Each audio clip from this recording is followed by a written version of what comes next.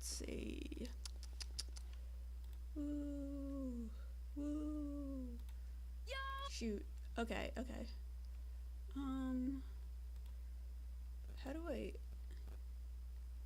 Hi. Uh...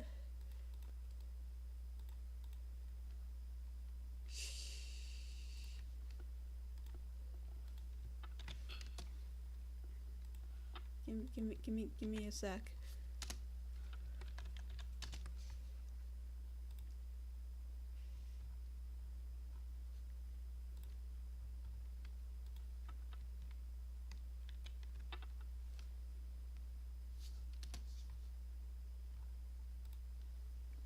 All right.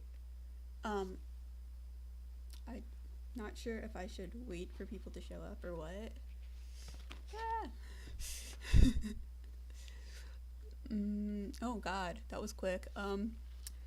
Okay, so sometimes when I'm off my medication, I make like impulsive decisions, and one of them is kind of I sometimes like make impulse purchases, such as this. Yeah, my setup's a little bit special today. I don't know how to make it not like this, so it's just there. I'm sorry. So, I found this book, and it's called Buck Naked in Another World, and it's easily like one of the most disgusting looking things I've ever seen in my life. So, of course, I had to get it, and so I am going to read it today. I don't know if this is considered copyright or fair use, but if it is not considered fair use, I will delete this video afterwards. But the description on the back is, most embarrassing reincarnation ever. 32-year-old college dropout Yoshido Shuda has no idea how he ended up in another world, let alone bound naked at the feet of the beautiful village chieftain. But as a resourceful serial freelancer who knows his way around manual labor, Shooter is ready to do whatever it takes to earn his place in this fantasy frontier town. Maybe he'll even earn himself some clothes. A hilarious romp with a savvy leading man who's just doing his best to cover his ass in a land of swords and sorcery. Okay, so I managed to make it about this way through the book, this far in, before I had to stop. It's that bad, and I am a connoisseur of trash. It's really bad. This entire book feels like it's written like Junie B. Jones. I don't know if any of you are familiar with the writing style of that, but it's a very juvenile, sort of targeted at children writing style, and I'm not sure if it's because this is a translated work and that was just the choice they made as translators, or if that's just how the OG was intended to be read, but it's something special. When you first open the book, you'll note that the titles are clearly a shirtless man, which is really a really unique graphic design choice, if I do say so myself. Kind of clever. I hate it, but it's still pretty good. So here we be. God, I hate this book so much. Before I knew it, I was in a developing village and on the frontier. I'll ask you again, what can you do for us? So there I was, buck naked and hogtied like a guy stuck in some hardcore bondage roleplay. Don't jump to conclusions on me though. I'm not into that stuff, and it's not like I'd have the cash for it anyway. It was dawning on me that I was stuck somewhere a whole lot stranger. Another world. Because when you wake up in a bunch of bondage tape, or whatever, the first thing you think is like, yeah, I've got to be in another world because I'm not into bondage. Peak logic. But how? I clocked out from my part-time job and started toward this bar by the station for a quick drink on my way home. ... But after that, I couldn't remember a thing. I'm, in pretty good shape. I've done all sorts of odd part-time jobs, so I can handle just about anything you throw at me. I don't know how I stammered all that out to the young woman in front of me. She seemed like the leader. I did not want to piss off the leader. Lord. Come on, think, Shuda, think! But the scratching sensation of sand inside my mouth was really damn distracting. Oh, I don't know what a part-time job is, but you'd best not disappoint me. I'll do all I can. Humph. This village doesn't have the means to accommodate anyone who can't pull their own weight, but we need all the manpower we can get. The young woman motioned towards me with her head. It's like, that's a really, She motioned towards me with her head. On cue, the muscle bound man beside her stomped over and grabbed me. After Meathead dragged me through the dirt, he tossed me unceremoniously outside of a barnyard stable. My name's Yashuda Shuda. I'm Japanese, and I turned 32 this year. Back in my old world, I hopped from one part-time job to another to get by. Did it in high school and did it in college too. My life didn't start going downhill until after I started college. That's when the debt kicks in. What can I say? See, I actually had fun working part-time. Everything I earned, I got to keep, and it was always better to have more cash. Even back in high school, I knew that was the life for me, but after squeezing my way into a third-rate college and getting all that extra free time, I was convinced. The more I worked, the more money I got, so I thought, why waste time studying? I barely saw the inside of a classroom, so naturally, I flunked every class. Okay.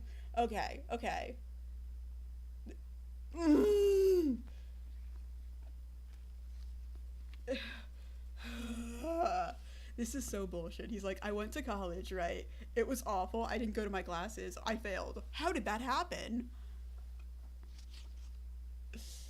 My parents were beyond pissed when they found out, and they eventually made me drop out of school because of it. It only made sense considering they had to get my two little sisters through college too. After dropping out, I worked all kinds of jobs to get by. The stories I could tell from all the stuff I did, until I got onto this world at least, would be more than enough for any good conversation over drinks. I'd run the is that Gamut? Gamut? Gamut. Gamut? I have never seen this word before. Define Gamut. Okay. Game. The complete range or scope of something. The whole gamut of human emotion. Okay. So, I'd run the gamut of your typical part-time jobs. Convenience stores, fast food joints, home improvement centers, liquor stores, restaurants, newspaper delivery, you name it. I was with demolition crews, at thrift shops, a mailman, even a set builder for theaters. Okay, you can't be a set builder for theaters without a degree. I know someone who is getting a degree for building sets. That's not something you just walk in there and be like, yeah, I've worked on a construction site. Let me be your self builder. Like, if it's a school play, that's one thing. Wait, did I catch that correctly? That he is in excellent shape because he works part-time? Yes, that is exactly what this peak novel said. A little construction work, even a set builder for theaters, and it didn't stop there. A little construction work here, some civil engineering there. A smattering of freelance writing? Fine, calling it writing might be a stretch, and even this one gig putting on performances while pounding mochi. Since I was a college dropout, though, everything I could boiled down to either menial or manual labor. Mostly, I just heard about temp jobs from other people and got to working for them. Once my part was over, so was the job. That's why none of the work I got lasted too long. Despite all that, there was one thing I did stick to for more than 20 years, and this is the part that really gets me. Karate.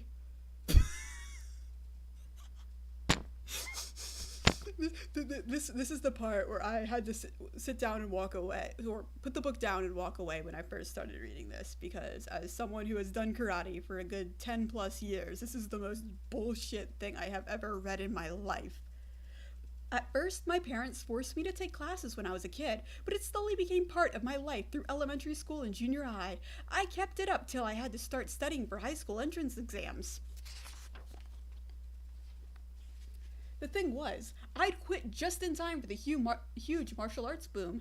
Catching the end of year matches on TV made me want to pick it up again, so I ended up joining the karate club while I was in high school. It was a different style of karate than before, but I didn't care. Not that nobody was making me do it. Now that nobody was making me do it, I was actually having fun. And while the club I joined in college was pretty casual, I still got the chance to mingle with people who practiced all sorts of martial arts, karate included. Still, my main focus was definitely on my jobs. Karate was just a way to blow off steam between shifts. But then, my parents had pretty much disowned me and kicked me out, so I got taken in by one of my old karate teachers and became a kind of assistant instructor for him. Good times.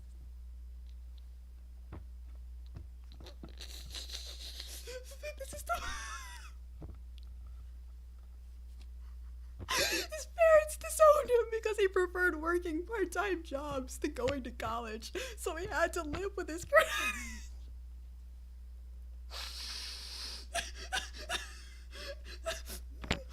That's, oh my god, that's so good. That's so bad. Now here I was, stuck in some barnyard stable that, let's not mince words, smelled like ass. The last job I worked was at an upscale restaurant washing dishes. Compared to that job, this place seemed like even more of a pigsty. Let's not forget that I was stuck here in my birthday suit. Couldn't I at least get something to wear? I ran into a little incident after I got into this world, hence the buck nakedness. I was wandering around in the nearby forest when one of the villagers found me, or rather, they caught me, and then took everything I had, and I do mean everything. The person who captured me had a tawny, light brown skin, and well, maybe person wasn't the right word for, I forgot about the racism. Yeah, there's a good amount of racism in this. So let me reread that. Because this book is fucking terrible. The person who captured me had tawny, light brown skin, and well, maybe person wasn't the right word for him. He looked like a demonic monkey. There were other villagers nearby who looked more like me, and they kept calling the guy a goblin. I like how, like, the only features about this person that the protagonist feels the need to mention are, like, skin color. Like, oh, it's so bad. I'd woken up in some kind of fantasy world. As I gingerly moved my aching body, my eyes slowly adjusted to the darkness. Rays of sunlight still peeked through the plentiful cracks in the walls of the run-down stable. If I remembered right, I was captured sometime early this morning, and then brought before the village chief just before noon, and all that while, I hadn't been given the tiniest scrap to eat. Hungry as I was, I still couldn't quite digest the situation. Anyway, the more pressing issue was my full bladder. But this was not a stable for animals, so I decided I might as well piss and try not to feel weird about it. Yes, this is an isekai. It's called Buck Naked in Another World. I can get that cover on the...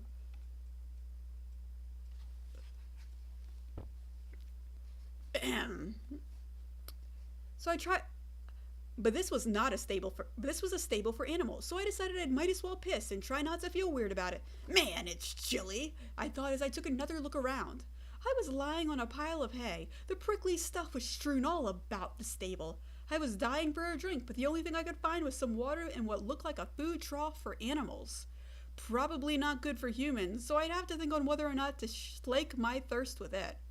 Not that I'd have much of a choice if they left me here forever. But then, getting a bad case of the runs from foul water could spell death for me in this world. It was a terrifying prospect, to say the least. On top of all that, I still didn't have the slightest idea how I'd ended up in this place. I thought back to what the village chief asked me, what can you do? You could say I could do just about everything with all the jobs I'd taken, or maybe nothing at all. I could do karate, but I wasn't really that strong. It wasn't like I'd ever beaten the crap out of someone. As for all the stuff I'd made in my old jobs, with those I had convenience of modern tools and computers. Here, I had nothing. Since there were goblins in this place, it wasn't a huge leap to assume that this really was another world. Dude, you can't just look at anyone with a different complexion of you and just say goblin. That's not cool. So how far along was this world's technology? If I really couldn't do anything for the village, I could easily see them killing me off. Just like the chief said, this place didn't have the means to accommodate anyone who couldn't pull their own weight. The only thing I had to contribute was my body, then forged through a lifetime of karate and physical labor. Great. None of that made me less thirsty or cold. They could have given me my clothes at least. I wonder what they're gonna do with all the other stuff they took from me. Now that I think about it, I don't even remember what else I had when I first got lost here. Wonder if they'll give anything back. The door to the stable opened with a loud creak. Creak. Time to eat. Come with me. It was the same goblin who captured me while I was wandering the forest. He untied the ropes around me, and I finally made my way out of that cramped stable. Waiting outside was the muscle-bound man who had thrown me in the stable in the first place. It seemed like he was in charge of keeping an eye on me. After a brief exchange of grunts between him and the goblin, oh, of course they communicate through grunts, the meathead followed after us. "This way," said the goblin, and I followed. Man, it's bright out here. I used one hand to shield my eyes from the sun, and the other to hide my crotch. They're really not going to let us ignore the fact that he's naked, are they? The wind was brisk, but at least the sunlight was a bit warm. I'd wager it was spring in this world, or maybe fall. So that's like a 2 out of 4.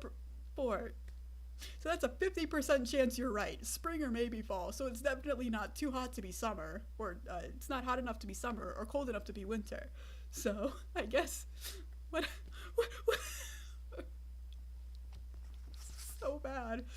A smattering of houses with walls built out of mud came into view as I followed. Houses with chimneys, which meant that they probably had all the furnishings of real, proper houses. Just as I thought when they first dragged me here, this village probably had a few hundred people living in it. The village itself was surrounded by forests, with only enough trees cleared out for the settlement proper. Small plots of farmland clustered near the houses, along with the tiny stables like the one they tossed me into. Hey man, what's your name? I'm Shuda, I said to the goblin. He stopped, turning to take a brief glance at my face. I couldn't tell how old he was, but even the guy was a good head or two shorter than me. He was absolutely ripped. Imagine a miniature junior heavyweight pro wrestler, and you're on the right track. Deep wrinkles lined his face, but I guess that was just a goblin thing. It made it a lot harder to figure out how old he was, though. The goblin ignored me and kept on walking. Oh, come on, man, don't be like that. You do have a name, right? No response. I decided to hold off on the questions for now. Even if I really wanted to just know where I was and what was happening, I didn't know what these guys would do to me if I pissed them off by talking too much. Come to think of it, the talking itself was weird. I was in a different world, but I could still somehow communicate with these people. That's not weird, that's called bad writing. This book is poorly written. We finally arrived at our destination, just beyond the village chief's manor. It was no outdoor cafe or anything, but it had a wooden porch and an earthen stove where they must have done some cooking. Sit. He was certainly a goblin of few words. I obeyed, sitting myself down on the wooden balcony. A young girl stood next to the stove, ladling a thick, stodgy substance into a wooden bowl. She looked weary. Hey, thanks a lot, I said, flashing a smile as she handed me the bowl, at which point she darted away, unfortunately. Great, she hates me. Or maybe outsiders are rare and she just doesn't want to be involved with me too much. I peered at what was in my bowl. The sludgy substance seemed to be some kind of porridge. I couldn't be sure, but from what I could see, it had red peppers, I thought, some beans, potatoes, oatmeal, and a bit of what looked like bacon. I hoped. Eat. When you're finished, time for work, the goblin said as he took his own bowl from the girl. I snuck a glance at what he got. Weirdly, he not only got less than me, but it looked like I got more of those bacon bits as well. When I finally brought my wooden spoon to my mouth, I found the porridge didn't have any flavor to it. Fine by me. I didn't need gourmet cooking on an empty stomach. It only took about 10 spoonfuls before my porridge disappeared. I'm guessing there aren't seconds, right? My question was ignored, of course. After I finished eating, they finally handed me some clothes. Kind of. Not my old clothes, but a raggedy old hemp loincloth. Oh, so the thing on the cover. Cool. This wasn't even what the other village wore, and they had a full set of clothes. They gave me one more thing besides the loincloth, a small hand axe. Chop these logs. When you're done, pile them over there, the goblin told me as he pointed towards a mound of wood. So that was my job here, chopping firewood. What should I do when I'm finished with that? Do all the ones here, then separate them so they can be used in the village. Then do the ones next to this pile, and the pile next to that one. I tried not to wince as the mountain of logs before me. Yeah, this isn't the kind of job you can finish in one day. I'm gonna take at least a week to get it all done. I offered the brightest, most apathetic smile I could muster. You got it. Hey folks, still Shuda here. This writing is so bad. So we get that little ... the ellipses thing, and then it follows up by, hey folks, Still Sheeta here, as if our narrator has suddenly, could potentially change. You know that guy who got sent to another world and gets to chop firewood for a living? All I've got is a loincloth and a hand axe. I suppose you could call that my work uniform. It was the middle of spring, and yet another day of me working my way through a pile of logs. Okay, so now he has established that spring and not fall. Very good, very good. I like how that happened off screen. That was some very good exposition. It was the middle of spring, and yet another day of me working my way through a pile of logs. The goblin woodcutters gathered lumber, and my job was to chop it up so the villagers could use it as firewood in their homes all through the winter. Simple, yeah, but exhausting. My first day trying it went something like this. First, I set one of the larger pieces of wood on a stump and tried chopping it with my axe. I wasn't used to this kind of work, so the blade got stuck in the log and wouldn't come out. Oh my god.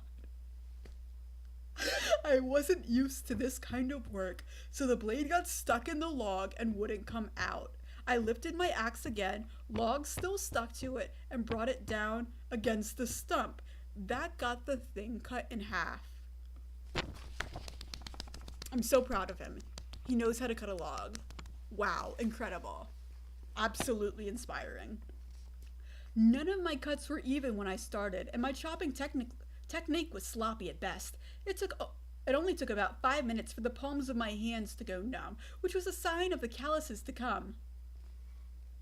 Okay, you're telling me you did karate, did a bunch of construction jobs, and have not had a single callus on your hands. Sure, whatever, let's go with it. Another 5 minutes, and the friction caused my skin to become hot. 5 more minutes, and my arms were starting to give out, then my shoulders. The feeling of exhaustion finally crept down my lower back, and then I was down for the count. Okay, so that was a total of 5 minutes to cut the first thing of wood, 5 minutes for the palms of his hands to go numb. I guess that was the same 5 minutes it took for him to cut the first log, so I'll just count that as 5 minutes, not 10. Another 5 minutes, so that's 10 minutes. And the friction caused the skin to become hot. 5 more minutes. So after 15 minutes, this dude passed out. That's pathetic. Like, I'm not going to say that menial labor is difficult or not difficult, but wow. Wow.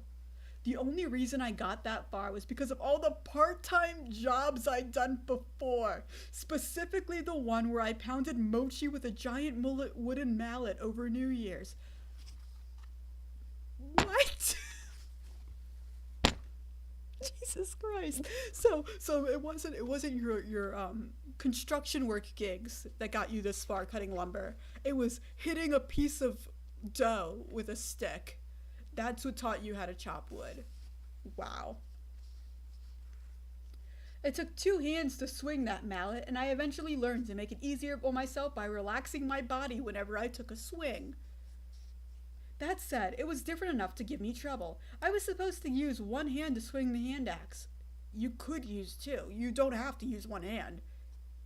And that was rough stuff. Still, that's how it had to be done, since it was crucial to give the arm I wasn't using a break before alternating back to it.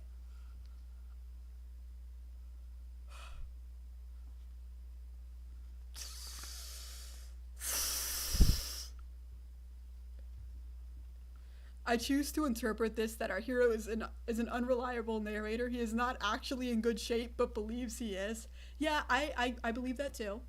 That checks out.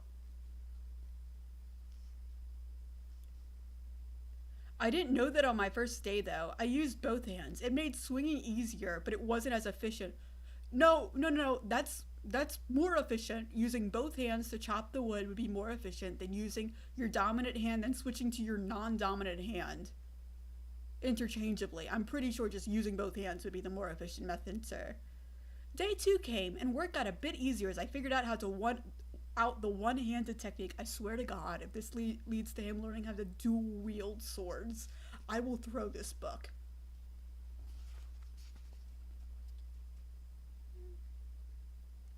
I realized if I kept brute forcing it, I'd only slow things down in the end. Call it the intuition of a manual labor vet. By the time day 3 came around, I'd finally gotten the hang of my work. It took you 3 days to figure out how to cut a log? God. And I was on my way to becoming a firewood chopping pro. Well, well, well. Just like you said, it seems you possess some amount of physical strength after all, the village chief said as she observed me at my work. None of these people have standards. Why, thank you so much, Your Majesty. I'm not trying to brag or anything, but even if I couldn't be perfect, I felt like I'd done enough in my life that I could handle just about any work that they threw at me.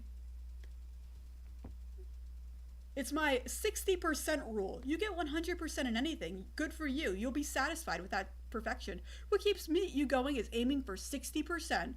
I'll treat that 60% as 50% for the next time, then aim to give it another 10% more to reach 60% again. Rinse and repeat. Okay, what the fuck did I just read? It's my Okay, I'm not trying to brag or anything, but even if I couldn't be perfect, I still felt like I'd done enough in my life that I could handle just about any work they threw at me. It's my 60% rule. You get 100% in anything, good for you. You'll be satisfied with that perfection. What keeps you going is aiming for 60%. I treat that 60% as 50% for the next time, then aim to give another 10% more to reach 60% again. Rinse and repeat.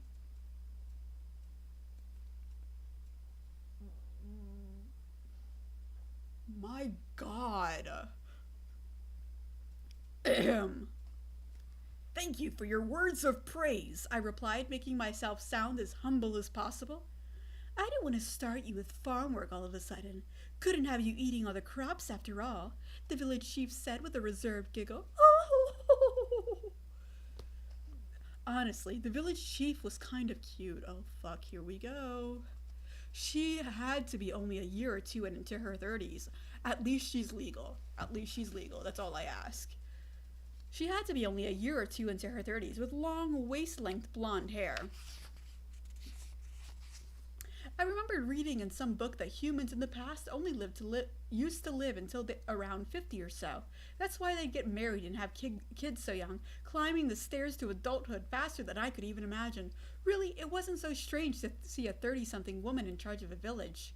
Anyway, oh no, I swear to God, if this leads to him justifying starting a relationship with like a 16-year-old girl later down the line, I will not be surprised, but I will be upset.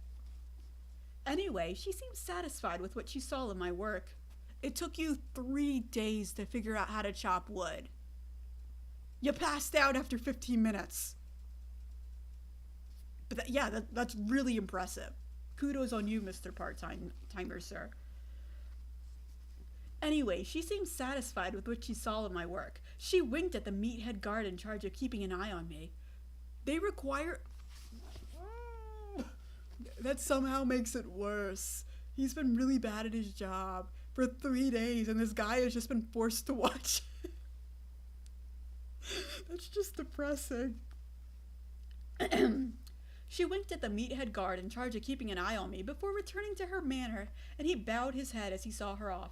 Back to work then. The worst part of it was that no matter how much I worked through the log piles, they never seemed to diminish. Maybe because you got really bad at this job.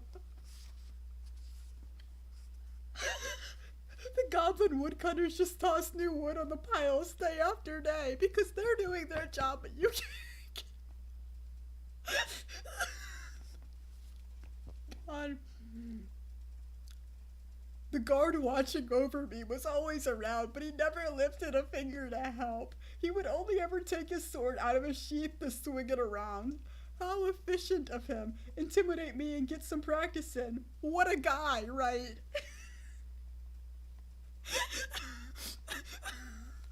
On the 4th day, I wound up with an injury from the... On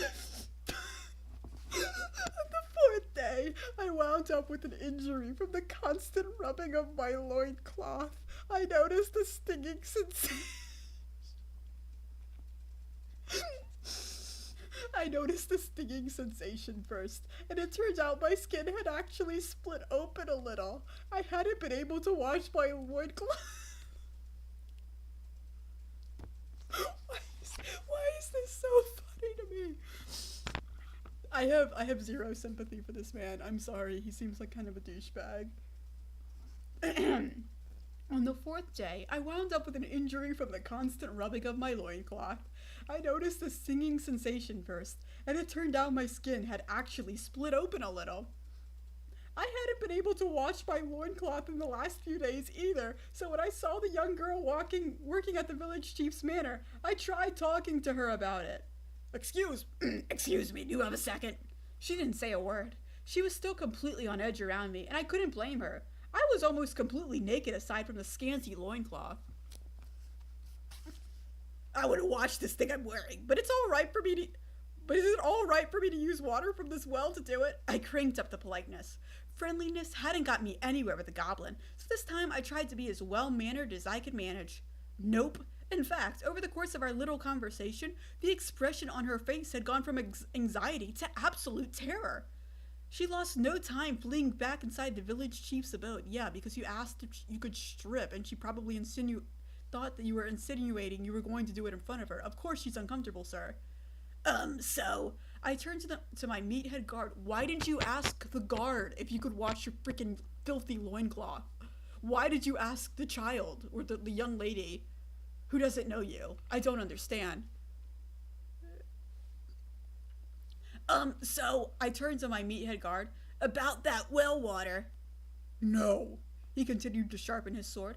But I haven't washed it once since I started wearing it. It's unsanitary. Maybe I could wash myself a little too? No. Then what should I do? Suck it up. Ice cold. Dejectedly, I got back to work. The chapping from my loincloth was getting nasty, and it made me itchy too, so I just stopped wearing it while I worked. Better to chop wood in the buff. Oh boy. Wonder what's on the menu today, I asked myself aloud. Lunchtime was when I got my first meal of the day, and it was the thing I most looked forward to since coming to my new world. Besides the porridge they gave me that first day, I also got to eat baked potatoes, fried fish, broiled snake, and a vegetable stew. Meat was a high-value stuff here, meant to be food only for the most hoity-toity upper-class people. Even though I was on the bottom of the social totem pole, I still got to eat some meat, though it was only a few scraps of bacon. More often I'd get things like snake and fish, but I couldn't help craving some fatty, delicious cuts of the good stuff. I was out chopping wood from sunrise to sunset after all. Even though it was simple labor, I worked myself to the bone. It had been a little over a week since I was forced to become a woodcutter.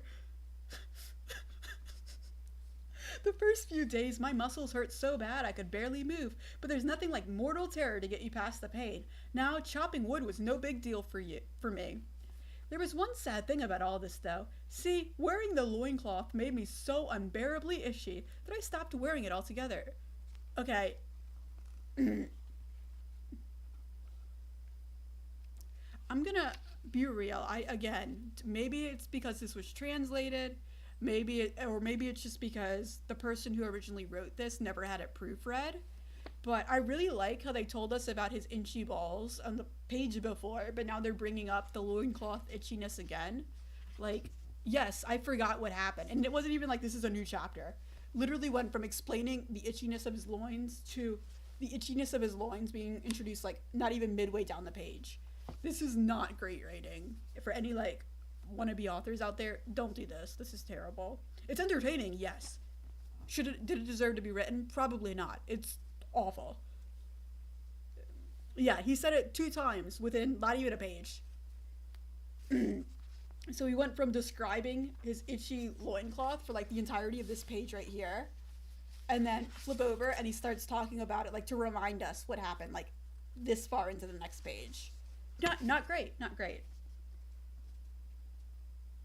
There's one sad thing about all this, though. See, wearing the loincloth made me so unbearably itchy that I stopped wearing it altogether. The chaffing was a nightmare too, but the real problem started when I left it in a nearby tree branch to dry in the sun. How did it get? I'm not even. You know what? I don't want to know how it got wet. I don't want to know about your freaking loincloth. Your filthy ass loincloth. I don't want to know. But I'm pretty sure he's going to tell us. But the real problem started when I left it on a nearby tree branch to dry in the sun. I was wiping the sweat from my brow when an errant gust of wind snatched my loincloth from the branch and sent it dancing through the air. Ah, my loincloth! I threw my axe to the side and chased after it. My explosive...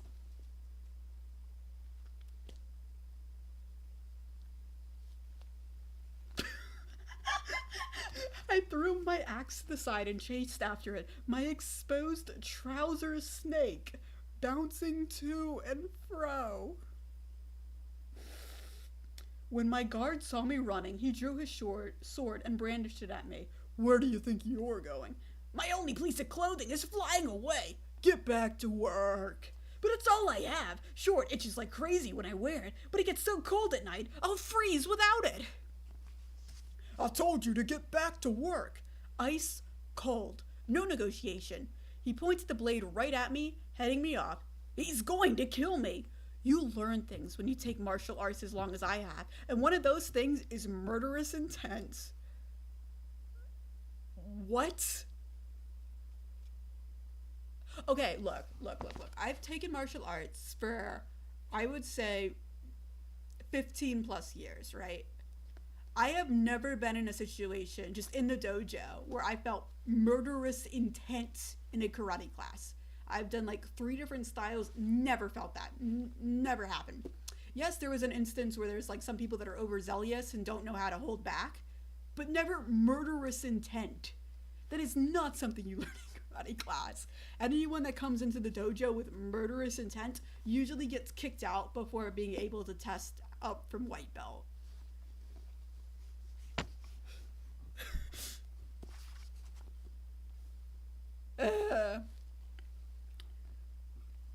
He's going to kill me. The things you learn things when you take martial arts as long as I have. And one of those things is murderous intent. This guy was brimming with it. He was completely prepared to kill me at any moment. We glared at one another. Taking a quick look to the side, I saw the wind dragging my loincloth through the dirt toward, oh no, I couldn't see it directly, but that was definitely the direction of the open door to the village chief's manor.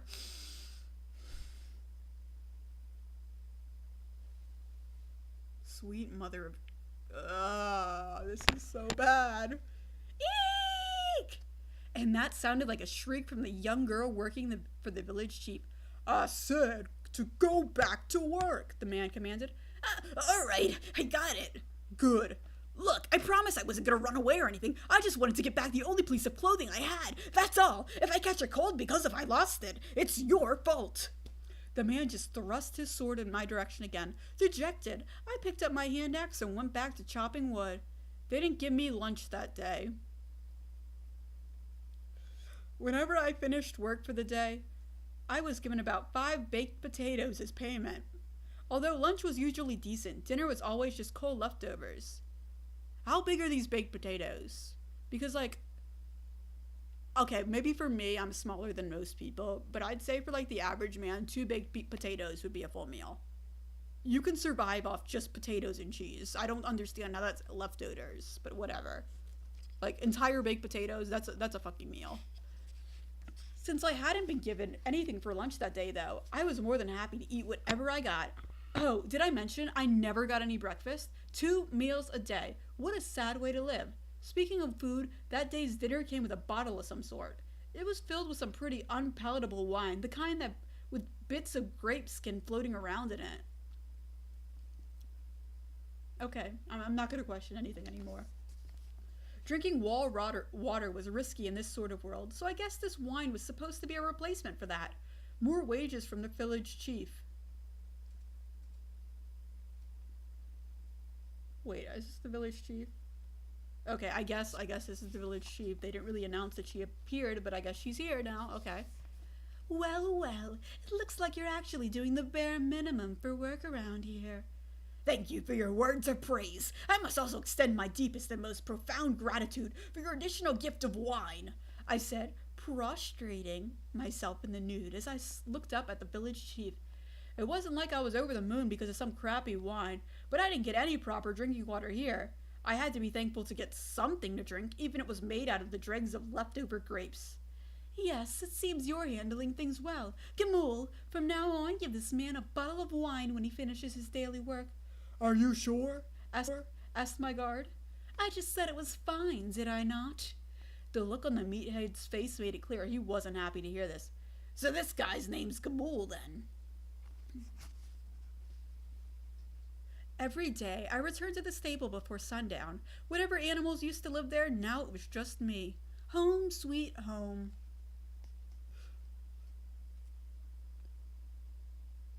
Well, I guess I did share the place with a few roosters. Then why did you say there were no animals there if you lived with roosters? Dude, my dude. You share the barn with animals. Okay, a rooster is an animal. Well, I guess I did share the place with a few roosters. They'd be outside pecking away at their feed during the day, but my rooster roommates were there to greet me when I headed back to the stable. I was still itchy all over and couldn't really get a good night's sleep, but what could I do about it? Just as I was thinking that, the girl, who I assumed... Why didn't you say that the first time you mentioned her? You've said she worked there like 5 times already. You're not telling me she doesn't work there? Just as I was thinking that, the girl who I assumed worked at the village chief's place as a servant came with a bucket of lukewarm water for me. Gamul, you know, the meathead guard, was there as well, of course. They still didn't trust me to not do anything horrible then. Gamul did the talking. Here's some water. Clean yourself with this sponge. Taking a glance at the girl, I saw she had some kind of tattered rag with her. She held it at arm's length, pinched between 2 fingers like you do when you hold something disgusting away from yourself. But the disgusting thing in question was, oh, my loincloth. She thrust it towards me, basically begging me to take it away from her already. Thanks a lot, I said. What's your name, by the way? I mustered my friendliest smile again, but the cute girl just pinched her nose and ran away. I hadn't taken a bath in days, so I must have been downright rancid. I wearily turned to Gamul. Thank you very much. Get back to the stable. Also, you won't be chopping firewood anymore. Wait, hold on. Does that mean I'm fired? Am I going to be executed? Humph, we'll see, the man said. Then he kicked me back into my tiny stable and slid the bar on the door into place, locking me inside for the night. I picked up the sponge and began to scrub myself in the darkness with the lukewarm water. With the remaining bit of water, I washed my loincloth before setting it out to dry. No more working in the buff for me starting tomorrow. Yoshida Shuda, 32 years old, and I finally finished my part-time job as a woodcutter. My payment, a crappy wine made out of bits of leftover grapes.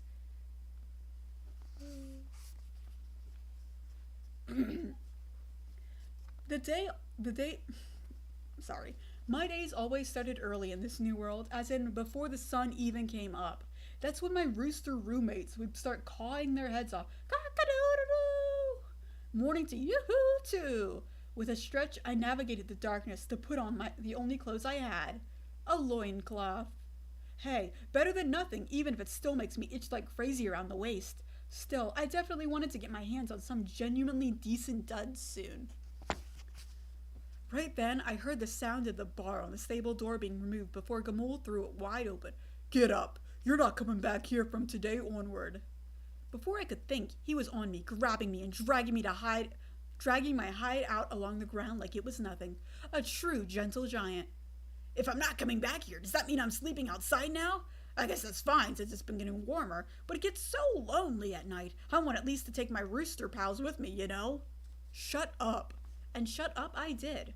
The roosters in question poured out through this open stable door one after another, not caring in the slightest as they hopped over me to get out. Could you just not jump over me like I'm a corpse, guys? It was like all that time we spent together meant nothing. Ah, love. So one-sided. So fickle. It was like all that... Oh, so what should I be doing now? You said I wasn't chopping wood anymore, right? Follow me. Starting today, you're going to be taking care of the livestock. Whoa, taking care of livestock! I grinned, adjusting my loincloth, and stood myself up. About time I had some better work to do. Maybe the author has short-term memory issues so they forget what they wrote the previous couple sentences. No, this reads to me more like somebody like wrote paragraphs, took a break, and then came back and then just wrote the next thing that was on their mind, so they had to remind themselves that the guy only wears a loincloth. But because they either didn't proofread it before trying to get it published, or their publisher didn't proofread, or probably a mixture of both, we get this word-heavy piece of garbage where every page we're reminded that this guy is either buck naked or wearing a loincloth only. It was still cold in the morning, but I would warm up by moving around a bit. I wanted to hurry up and get to tending those animals. So now that I've been chased out of the stable, where will I be living? I asked Gamul, following behind him.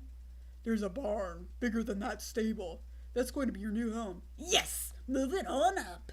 The stable was just a little over 50 square feet, and now I suddenly got to move into a huge barn, and with animal pals too, like cows, or, oh, maybe horses. No actually, pigs. It was pigs. There were a few dozen of the little guys oinking their balcony hearts out. They're oinking their bacony hearts out, and they stank. This stable might have smelled like ass, but the rankness here was a magnitude of ass that put the stables to shame. Pig crap, said Gamul. Clean it. Leaving me with those words, Gamul moved a short distance away to keep an eye on me, just like before. Does this guy even have a job? Judging by the sword at his waist, I'm guessing he works for the village chief, but I've never actually seen him do any work. What a guy. Just as I was thinking that, a large, older lady made her way over to me. Though it was hard to believe she was a lady at first glance. Oh god, some healthy sexism, I love it. So you're the new manure guy, then? Yeah, nice to meet you. My name's Shooter. Forget the formalities. Just grab that shovel and scoop it onto those barrels until they're full of manure. When you're done, take the barrel to the mound out that way. Mound? What mound? You'll know it when you see it. Now get to work. The old lady smacked me on the butt with a wooden stick she was holding. Hard. Yay! Ouch! Less yapping, more pig crapping.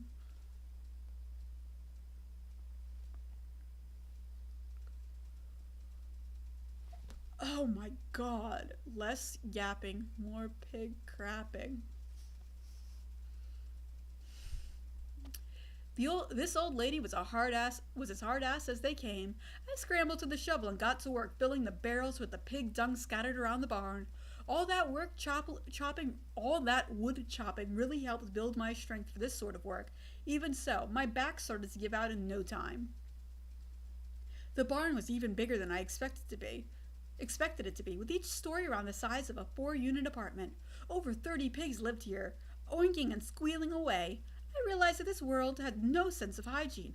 The barn was damn filthy, with flies buzzing all over the place. It was a crap job. Har har. Like, it literally says har har in parentheses next to crap job. Really good stuff. Really good stuff. It was a crap job, har har, that I wouldn't want to touch with a 40-foot pole, but if I wanted food, then I had to get a scoopin'. The lady watched me for a bit. Once she seemed satisfied, she wrung out one of the cloths in her wooden bucket and began wiping down the pigs. No matter how clean you make them, they're just going to get dirty again when they lay down in that muck, I thought, piling the last of the pig manure into the barrels. That's when I got my next job. No slacking off, you. Go gather up the dirty hay and toss it outside. Hay? Did I stutter? Hay! Replace it with a new, clean hay. Don't just stand there. Move! The lady snapped. I scrambled to do as she said. As I've mentioned before, I've done all sorts of part-time jobs. Okay, he's mentioned it like 10 times in 30 pages. As I've mentioned before, I've done all sorts of part-time jobs. Usually get these older ladies from hell in smaller family-owned workshops. They were as strict as could be and wouldn't stop nagging. I wouldn't really know what I was doing at first, but they wouldn't waste time giving me an earful at the slightest newbie screw-up.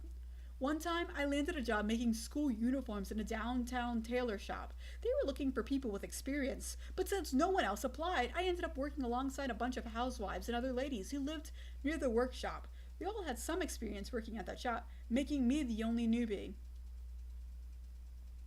Okay, so to paraphrase what I just read, this guy got a part-time job making school uniforms. They were only hiring people with experience. There was no one experienced, so he got the job. However, the other people that he got the job alongside were experienced. Okay, that checks out. I wasn't the most skilled person with my hands. Nothing I made was sellable, and I got reprimanded for pretty much everything. Why didn't they fire you? All this after the old guy running the place had gone out of his way to ask for help since they were swamped. After a week, though, the complaints stopped. Turns out that a factory full of mostly older ladies likes having someone like me around to do the heavy lifting. It seemed like the lady in the barn was treating me about the same, making me do all the physical labor like shoveling the pig dung and cleaning out the dirty hay. The only thing she didn't make me do was actually take care of the pigs. I remembered reading somewhere that pigs were actually pretty smart animals, even smarter than dogs, some people say. Maybe that's why they gave me the cold shoulder since I was at the bottom of the village social totem pole, kept under watch by Gamul and constantly chastised by this older lady. I was lower than anyone that took care of them. Hell, the pigs probably had it better than me.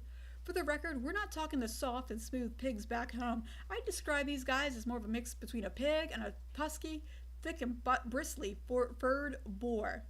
Me, well, I was in a loincloth. Lucky pigs. Just as the lady told me, when I started hauling out the dung barrels, I found the mound right off the bat. It was a mass of mud, dirty hay, and poop fused into one giant hill of compost.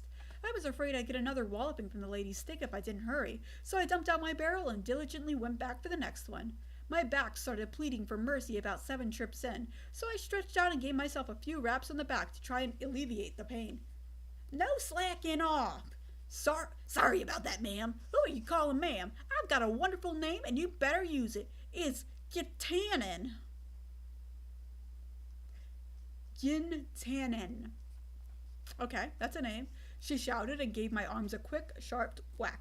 I'm sorry, Gintanen. That's gonna bruise. I knew this kind of pain from all my years of karate.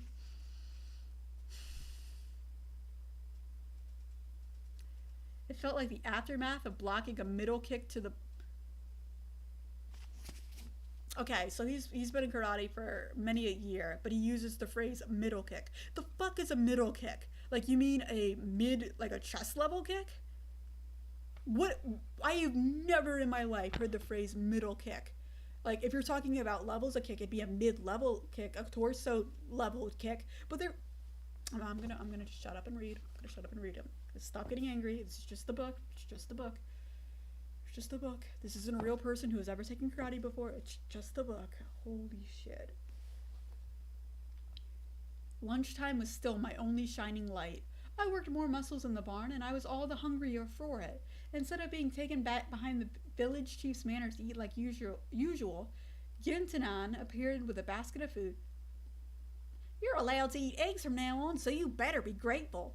Thank you! Now I got both baked potatoes and boiled egg for lunch. Thank you so much! I couldn't even remember the last time I had eggs. I wasn't big on them back in my old world because, you know, all the cholesterol. I think I remember reading that it actually didn't really matter how many eggs you ate a day, but who knows with these things. Whatever. These were going to be my first New World eggs, so I couldn't give a damn either way. There were a total of 3 boiled eggs and 3 potatoes. I must be in heaven. Hey, you! Gintanen suddenly spoke up. What's your name? Even the pigs have names. You must have one too, yeah? The pig who was related to most other pigs in the barn was called Pampy, in case anyone was wondering. That's a pretty cute name you have there. That's a pretty cute name you came up with there, Miss Gintanen. I told her my name when I introduced myself, but it seemed like she didn't remember. I'm Shooter. Shooter, huh? Humph. Think you're all that, do ya? Hurry up and finish eating. Her mood suddenly took a turn for the worse, and she gave me another hard whack on the head with her stick. Dejected, I wolfed down my last egg, which promptly got stuck in my throat from trying to eat it too fast. You know, a middle kick where you use your middle leg. After finishing the pig dung, my new job was to mix the compost. Mix it real well, then cover the whole thing with dirt, top to bottom. Ginatan explained to me, or ordered, rather. Then what? I'm sorry, I keep doing the southern accent. I'm trying not to. Then what? Get some water from the river and get the pigs something fresh to drink. All right, got it. And then after that, we're finished. You better get moving though, or things are gonna get real messy. Messy? What's that supposed to mean? Ginatan put her hands on her hips, her bountiful chest bouncing slightly. It's gonna pour soon, so get moving. I glanced at the sky. Enormous ashen dark rain clouds spilled over the northern mountains. So, hell, I grabbed my shovel and got moving on that compost. While mixing compost wasn't exactly a cakewalk, it was kind of similar to what I'd done as a civil engineer. So it wasn't anything I couldn't manage. I just wished it hadn't been so long since I'd done it. I don't know if it was an insurance problem or what, but at some point people just quit hiring freelancers like me to do construction work, civil engineering jobs, any of that junk. They looked down at us part-timers, I think, especially if there were any workplace accidents. If you were wondering why I got so rusty on manual labor like compost production, there's your answer.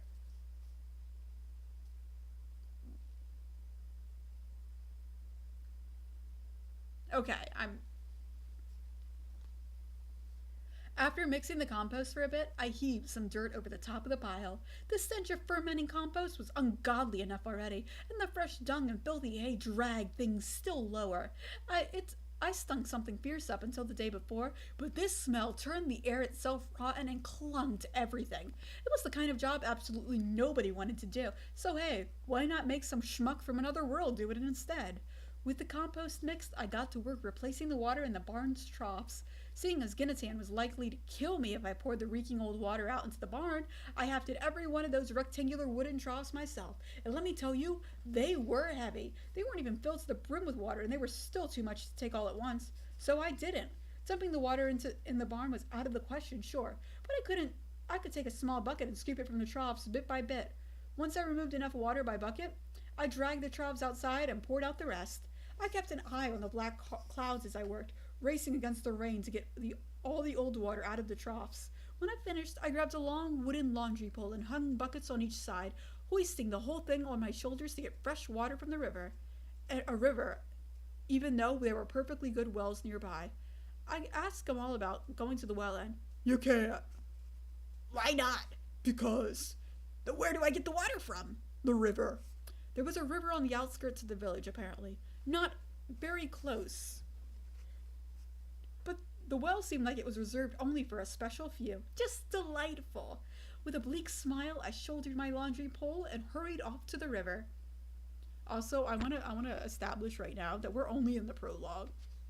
This is the prologue. We haven't even started chapter 1 yet. So I'm really excited to see what happens when the real story begins. Oh, God. Sneak preview.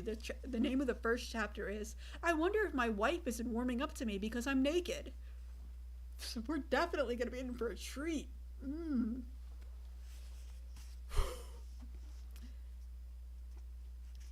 I was actually quite familiar with these long poles, thanks again to all that karate. Your fists are your main weapon, but you've got to learn more than that. Got to learn to use more than that. Forks, even poles. Are you talking about those, like, I'm trying to remember what they're called, like the knives that are like triple pointed? I don't know what they're called, but I've never ever heard of anyone using a fork in karate. The long poles I was used to were about 6 feet long, a little taller than your average guy. You could use them to control a confrontation in all sorts of ways. Downward swings, thrusts, overhead strikes, and even a quick trip to knock someone still. Good for immobilizing your opponent, easy to deal more fatal damage. Out of all the weapons I tried in dojos, it had to be my favorite. I never thought that a laundry pole like this would become an everyday part of my life, though. About 10 trips to the river and back, and the thing was really digging into my shoulders. God, I wanted a handcart or something, but of course I didn't have one. Maybe nothing like that even existed here.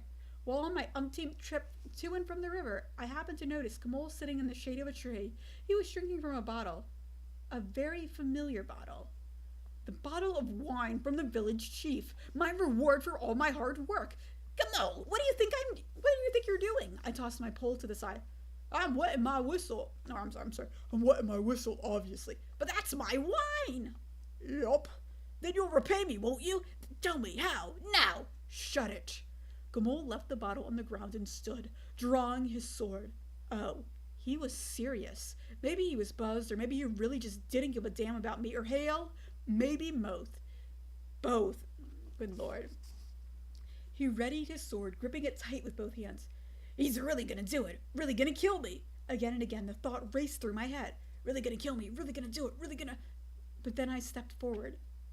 I had to get the right distance between us, roughly the same length as Kamal's height and length of sword combined, because I had a weapon, perfect for fighting within that range.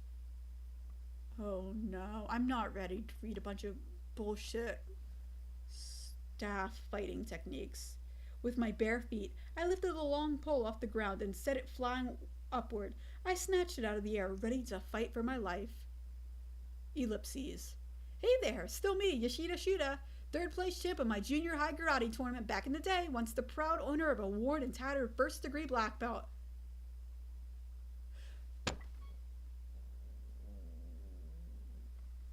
He's only a first degree black belt. Like, I get that I can't really, I'm not in a position to say anything, but okay, sure. I'm just gonna go with it. I fell into a basic stance with my pole, standing opposite Gamul. I kept my grip light, using the same strength it would take to wring out a rag. Gamul bulged with muscles. That is one of the best sentences I've ever read in my life. Gamul bulged with muscles. They filled his tunic like an overstuffed sausage sleeve, but I wagered those muscles were just genetics. Tons of people from all over the world looked ripped. Looking ripped is the easy bit. No, it's not. That's not the easy bit. Looking ripped is the hard bit. It takes a lot of fucking effort to become a bodybuilder. Like, damn. You don't just wake up one day and be like, oh yeah, I've got 8-pack abs. That's not how it works. Not. Okay, I'm feeling like whoever wrote this, all they know about muscles and stuff is from JoJo's Bizarre Adventure. That's the only explanation I got. Not that I could talk. I packed on a few pounds as I reached my 30s. Still, I have enough muscle for a fight thanks to my classes. It was time to put them to good use. While on the subject, the karate tournament I got third place in, there wasn't actual fighting. It was more about executing your forms, so I was pretty much petrified. However, after seeing Gamal take all those practice swings with the sword, I could tell he was a total amateur. Excuse me, sir. Have you ever used a sword? I'm not even gonna. You know what? Let's go. Let's go. However, see, I once played an extra on a movie set. Fuck's sake.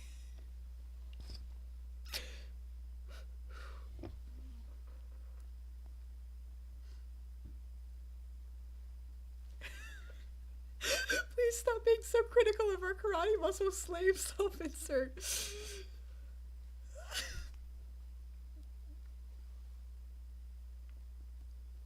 However, after seeing Gamul take all those practice swings with his sword, I could tell he was a total amateur. See, I once played an extra on a movie set. Nobody important, some guy who got slashed with a sword, but I'd actually gotten proper swordsmanship training for the part.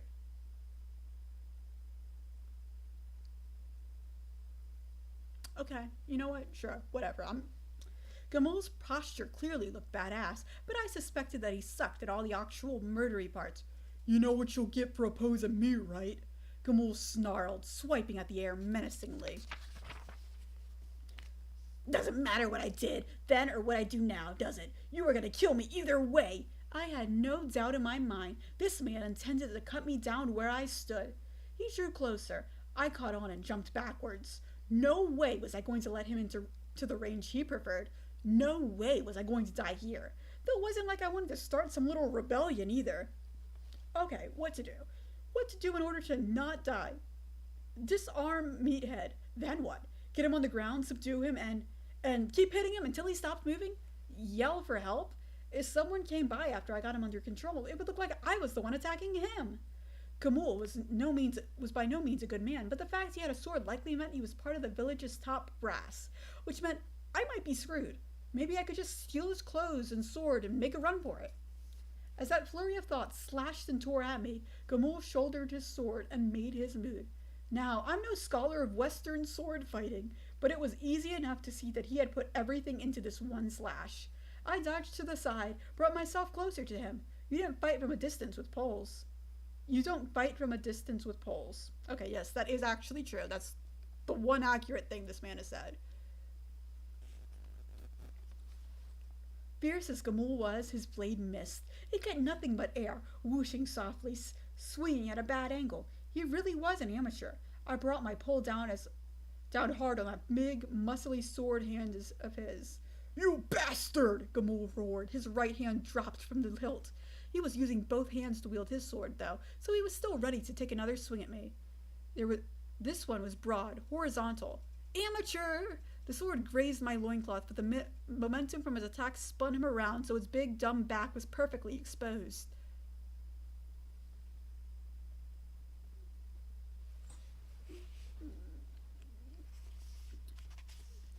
I hooked my pole right through Gamal's legs and sent him tumbling to the ground with a pathetic yelp. Then I flung his sword aside with my pole and followed that up with a few strikes to his elbows. No matter how much muscle your opponent has, going for the joints always works.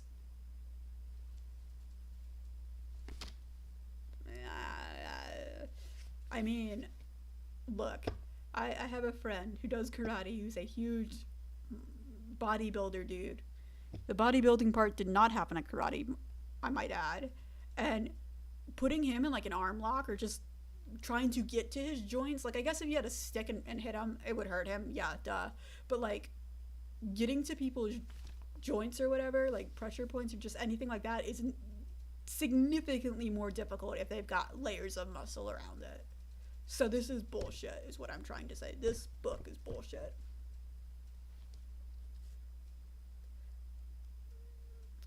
I wasn't trying to break any bones, just his fighting spirit. I took another if you wanted to break his fighting spirit, just knee him in the groin. Just knee him in the groin. That'll break anyone's fighting spirit. Just a knee to the groin. I took another swing at his right elbow, since that seemed to be his dominant arm. Gamul cried out, cradling his elbow as he lay face up and helpless. I pressed my pole to his throat. Don't move. If you do, I'm shoving this thing straight into your Adam's apple. Don't you dare think you'll get away with this. You're the one who tried to take my stuff. You're the one who tried to kill me. You have no proof. You're nothing but an outsider, and now you're going to die. Gamul growled as he fought through the pain and glared up at me. A pole to his throat, and he still hadn't lost the will to fight. That's why I hate people from the sticks. I'm a country kid myself, and I still have a lot of that in me, so I know better than anyone how much we're capable of enduring. Even when I started karate, after moving to the city for college, the other guys from the sticks would push through nearly any agony, while the guys from the city gave in at the first twinge. Not saying the country kids have it right either, just that harsh farm life makes it easier to deal with pain. Basically, we're a pack of total masochists. Then I can take you down with me, I said. Maybe I'll even get away with that sword of yours. I pushed my pole still harder against Gamul's throat and... What the hell is this? Murder! And there she was, old Lady Ginatan, screaming her throat sore at me, like she always did, I suppose. The outsider's trying to kill Gamul. We feed you, we give you work, and this is how you repay us? Ginatan shouted, jabbing her finger at me. Ungrateful swine! Drop your pole this instant!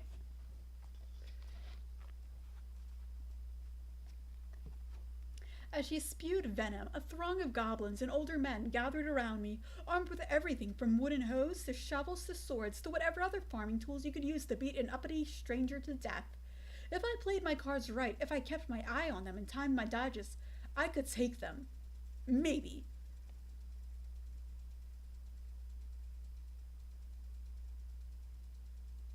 They all looked just as amateur as Meathead. Well, there was one person with a small machete-looking thing with some good moves, but he stood at the furthest edge of the crowd. Perhaps the guy was a hunter. Now, if I won, I'd have to make a beeline to where? All I knew was his village, and nothing more. And again, that was if the crowd didn't farm and implement me to death there and then. There was no guarantee that my training would translate to actual battle experience, so I threw my pole aside and raised my hands in the air. Nothing to do but surrender. At which point, Gamul launched off the ground and smashed his fist into my face and knocked me out cold.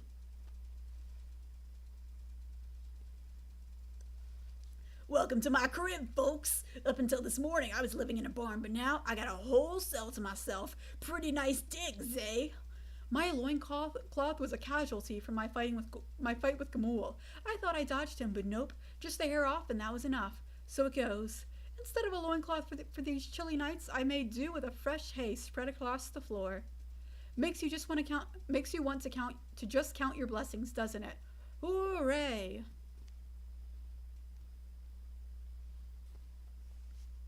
So there I was in the village jail cell, as in the only village jail cell, because of course it was. Just my luck. It did, however, come with a toilet, and after everything else, that felt like a bit like special treatment. The only other difference between the cell and my other brief homes was that this place was underground. My new home, dark, damp, and reeking of, well, there was a toilet, so you can imagine. Even calling it a toilet was generous. It was a bucket. A wooden bucket in the corner of my dank cell. Looks like you don't have the best luck either, I called out to my cellmate. She had to be under 20, and her hemp tunic put my ratty old loincloth to shame. Getting dragged down here away from the sunlight, nothing but misfortune. She said nothing. My name's Shuda. What's yours? No response. She wouldn't even look me in the eye. Yeah, because you're a half-naked man, and she's forced to be in close proximity to you. Of course she's not going to look you in the eye. That village chief sure is a nasty piece of work, locking a girl like you in here, I said, chuckling. Looking closer at the girl, she was just as cute as everyone else seemed to be. Was that just how girls looked in this world? Drop-dead gorgeous? Then again, old Ginatan flew in the face of that. Pretty terrifying. More pro wrestler than runway model, which is still an aesthetic, I suppose. The girl working at the village chief's place wasn't exactly a supermodel either, but she looked sweet. Not that she ever acted with any genuine sweetness. Meanwhile, my cellmate sat on the floor with her hands around her knees, staring in my direction. Nah, that understands it. She was keeping an eye on me. She was completely free to move around, though I wasn't given the same luxury. Thick, foot-long chains clamped around my hands and feet. Life here was going to be a real hassle. I didn't even want to think about what I'd have to do when I needed to crap. Peeing was a nightmarish enough, thanks. The girl seemed not to care too much about it, though. She did her business, and the only thing she seemed to mind was if I looked anywhere near her. I sat, cross-legged on the floor, staring up at the ceiling. Stone architecture, a tower probably. When I was going back and forth between the old rooster stable and the village chief's manor, I remember seeing a 3 or 4-story tower. This had to be the place, and it was a jail. A spiral staircase stretched upward in front of me. The clacking sound of footsteps echoed down several flights of stairs. Footsteps that were getting steadily closer. I focused my attention on the spiral staircase, and soon enough the village chief made her grand appearance. Seems like you really went wild this time, didn't you? I smiled. Gamil was at her side, his face completely smashed in. But I hadn't beaten him that badly, had I? You quarreled with Gamul while taking care of the livestock. Do I have that correct? She asked me. Yeah, that's right, I said quietly. Making excuses would get me nowhere now, and there was no point in denying the truth. That's when Ginatano happened across you two and had you captured, yes? Right, then Gamul punched me out. You look just as bad as him, you know. Take a look in the mirror, she added, giggling. Ha ha, get it? Because there's no way you'd find something as luxurious as a mirror here. Still curious, I tried touching my face and regretted it. My nose hurt like hell, smashed improperly or maybe even broken. I jerked my hand away just to stop the pain. What happened to Gamul's face wasn't me, I said quickly. All I did was trip him. I didn't do anything else. Oh, sweet mother of God, this book has some illustrations.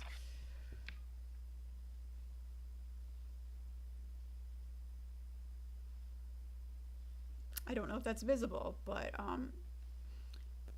be grateful if it's not. We have, I don't know what you would call it, but the infamous anime nipple out, like, you know what an indent is? It's like an outdent.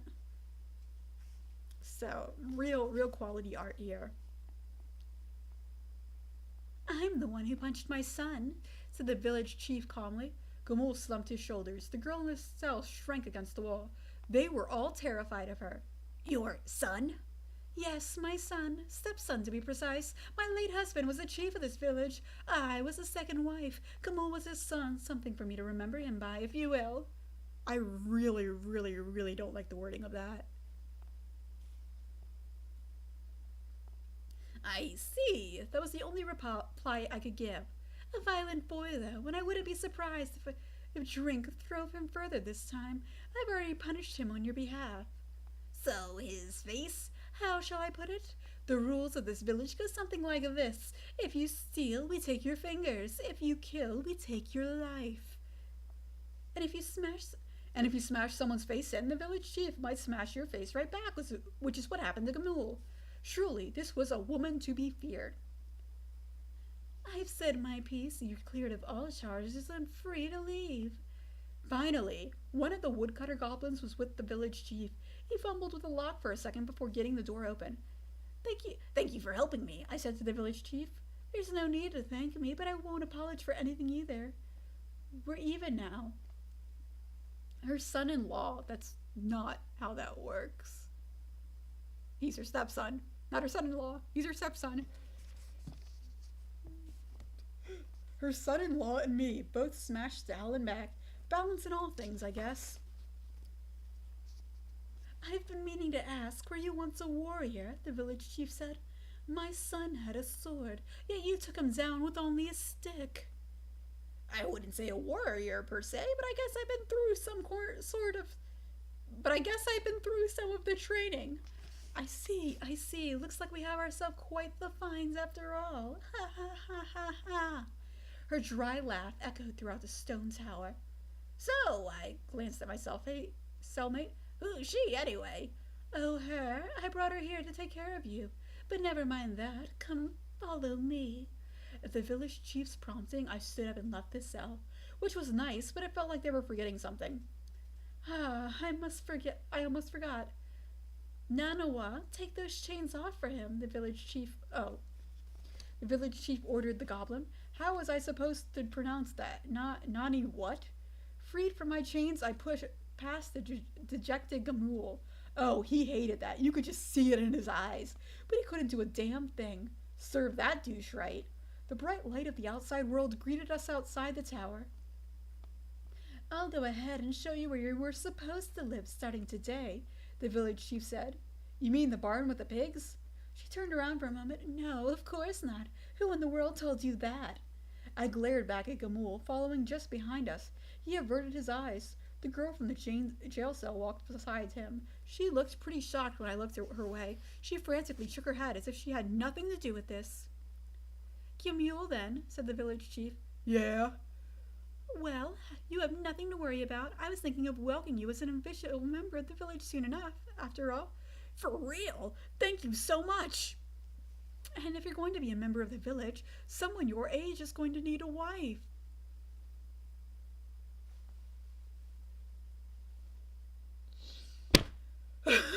Sweet.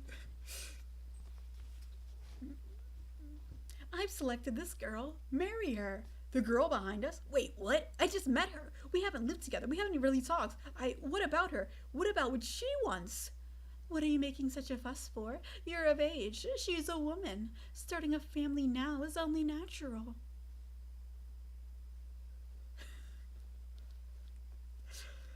I didn't know if I really needed a wife, though. I've never had a steady job, and my old house was a rundown apartment.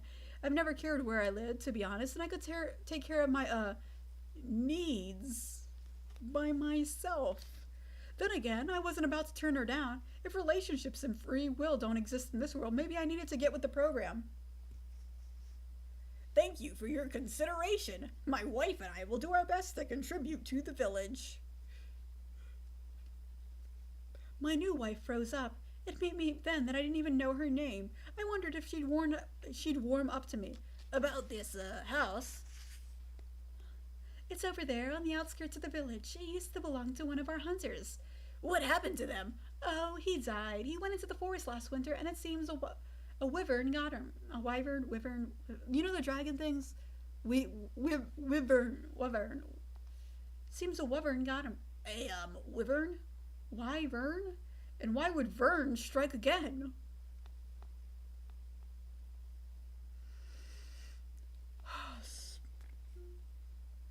Oh, right. Yeah, stupid joke. I knew what a wyvern was well enough. One of those flying lizards you find in any generic fantasy setting. Huge, deadly, famous, and basically public domain. So, wyvern killed him? They killed each other, actually. They call you Shooter, don't they? Shooter, yes. A good name for an archer. Starting tomorrow, you will receive your own bow and become a hunter. Huh? Surely a shooter has hunted before, correct? No, it was Shooter. Shooter. Though Shooter did sound pretty rad, right? But no, I was over 30 and that was some goofy junior high gamer name stuff.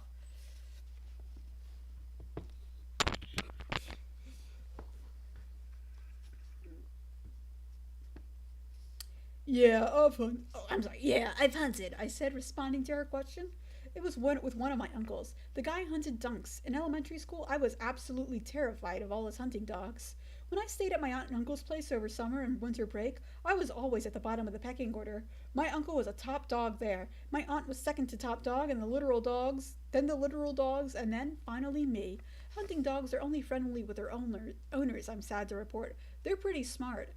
The problem was, when we shot ducks, we used guns, not a bow and arrow. However, I also used to work in an apparel shop with my manager. Oh my fucking god. However, I also used to work in an apparel shop where my manager was a former self-defense force paratrooper, and he took all the employees to airsoft places on our days off.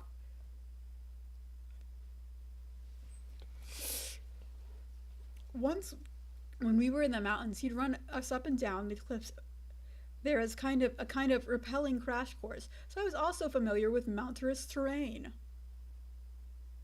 This isn't how part-time jobs work.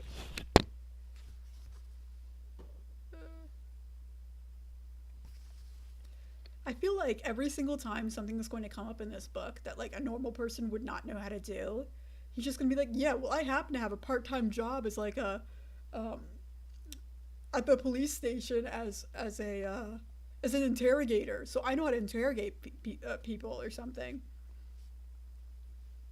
I even caught and ate some snakes when I was out there, so I bet I could at least do that here in the New World. If you're curious about the taste, tiger keelbacks are delicious, striped snakes were mediocre, and rat snakes, don't bother with rat snakes. Good, I'll have all the proper equipment sent to you by tomorrow morning, so I'm expecting you to work hard for us. Thank you again for your kind consideration. The village chief laughed heartily. Ha ha ha ha ha. You have a home and a wife now, so I'm expecting you to man up and protect your family. She paused for a moment. By the way, this girl so happens to be the daughter of the hunter who died. Make sure you take good care of her. Oh, right, got it. Okay, that's fucked up. This girl has been living in her dead dad's house, right? And cool, that's sad, but that should be her house. But no, this asshat rolls into town buck naked, and now she has to marry him because she's female and can't own property. That's some third world bullshit here. From a tiny stable to a literal pigsty, and now a real house with proper walls and everything. Finally, I had a decent place to sleep in this world. It even had its own thatch roof, meaning I wouldn't have to worry about the wind or rain anymore. And a wife. I just had a wife now. That was normal in this world, I suppose, but it felt weird. I mean, what about her? How did she feel? You weren't just given wives back home. Marriage was mutual. You turned in a registration and everything. Thank you for explaining to me how marriage works. I had no idea. So, what's your name? I tried. Still no response from the girl. No, she didn't seem happy with this at all. Yeah, no shit. Of course she's not happy. The village chief had declared us husband and wife, though, so I at least wanted to try getting to know one another. We'd be miserable otherwise. I couldn't imagine not even knowing her name. I already said it before, but I'm Shooter. You're Shooter? Hey, you can talk after all. Yeah, I'm Shooter. No matter how many times I introduced myself as Shooter, the people in this world just kept calling me Shooter, so I decided to just roll with it. What, somebody going to charge me with having a false ID? And you know what? It did sound pretty cool the more I heard it, just like a badass wandering stranger. I don't want to call you you all the time, I said. And you sure you don't want to tell me your name? I'm Cassandra. Cassandra, right? That's a pretty name.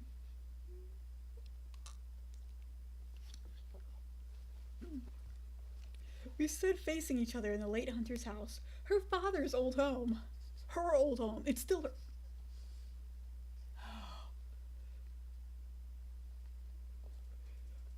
her father's old home. I suppose Cassandra must have grown up there. It was much more spacious than the old rooster stable, probably just over 140 square feet. There were two long, narrow beds inside, and an earthen stove sat near a wall. All said, it reminded me of a studio, more of a studio apartment than a house. Not that I was complaining. It even came with a bucket to take care of your business in the corner and a large tub beside it. And to think at one point I had to go in the stable and scrub myself down with only the meager amounts of water they rationed me. 1 week later, here I was with a wife and a house. For the first time since arriving, I felt a sense of relief. Cassandra, I said, I know you must be pretty shaken up about being married off to me all of a sudden. Who wouldn't? I mean, I felt weird about it too. I came back from work into another world, got hog-tied by a goblin, pressed into chopping wood every day. And now, at the end of it all, I had a new house, a new life, and a new wife. I know we can't just act like husband and wife right off the bat, or anything, so let's just try to get to know each other better a bit. Maybe someday we'll be the real deal.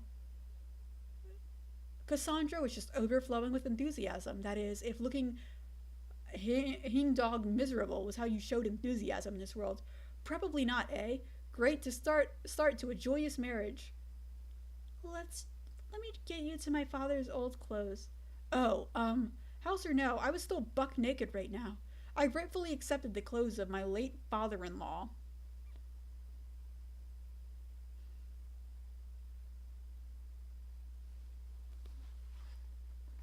Okay, so that was the end of the prologue of Buck Naked in Another World.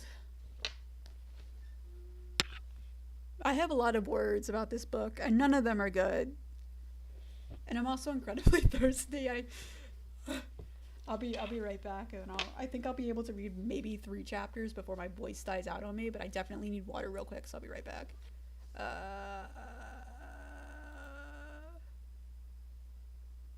Woo.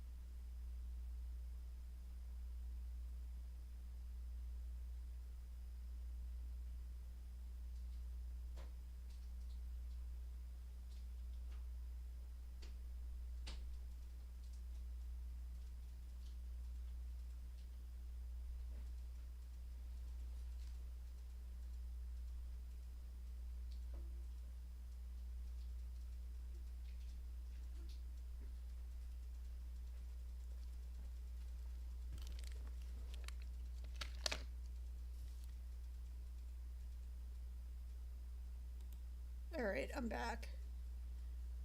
Ah.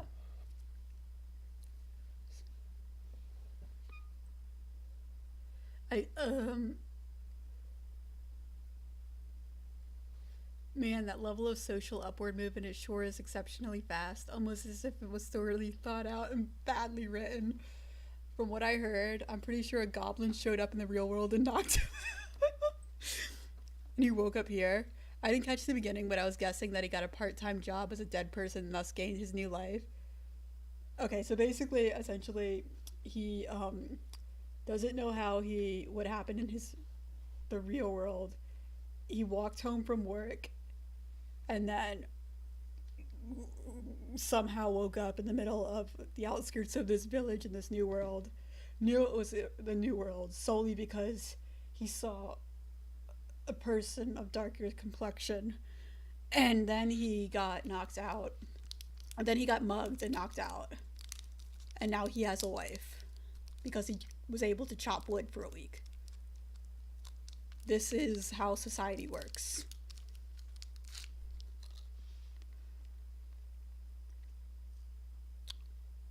Okay, give me one sec.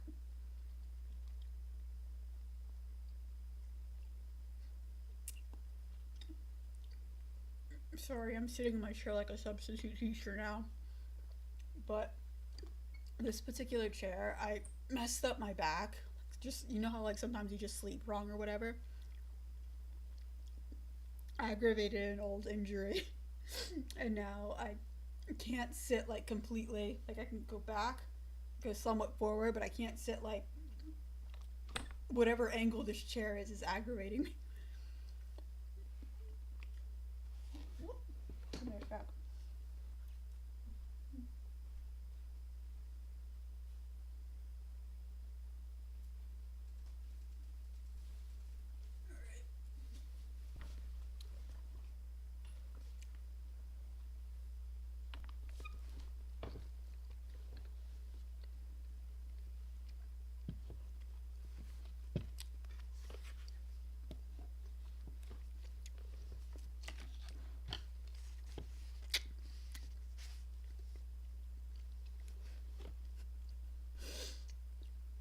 Sorry.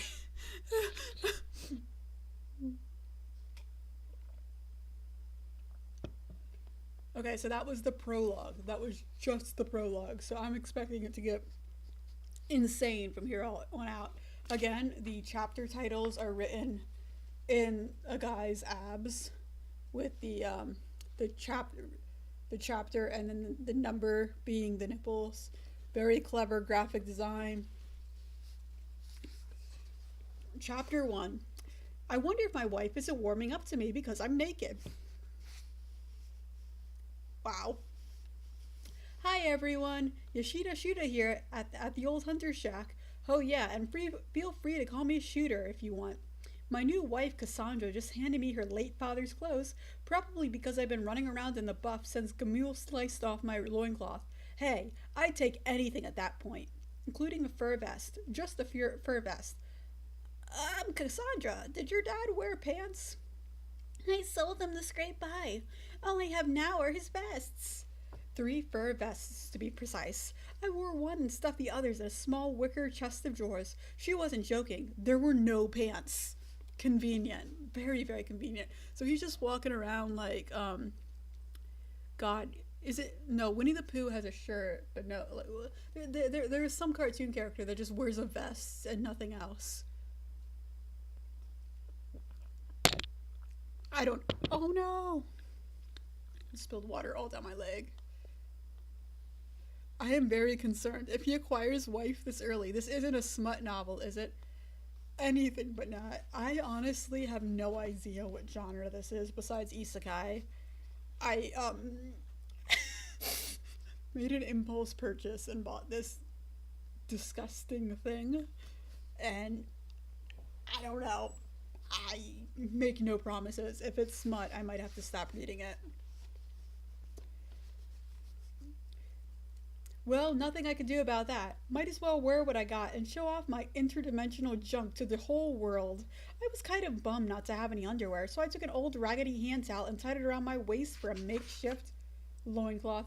The end result? Depressing. The hand towel was even worse condition than my old loincloth, and it was so short there was barely any point to wearing it at all. How does it look on me? I asked Cassandra, strutting my stuff like a hobo supermodel. It looks incredible, she said while averting her eyes. It does. I'm sure my father would be proud. Thanks, I'm happy to hear it. Very polite, super sweet, absolutely a lie. They wouldn't look good on anybody. Still, I tried giving a short bow to show my appreciation, but the towel was too short. The ratty thing came undone and out came the goods. Oh, well, I stammered. The village chief's calling for me, so I have to get going. Be, careful. With my new wife's half-hearted farewell, I left our house on the edge of the village. On our first night together as newlyweds, we didn't so much as hold hands. We slept in separate beds, the one that was hers and the bed that used to be her father's.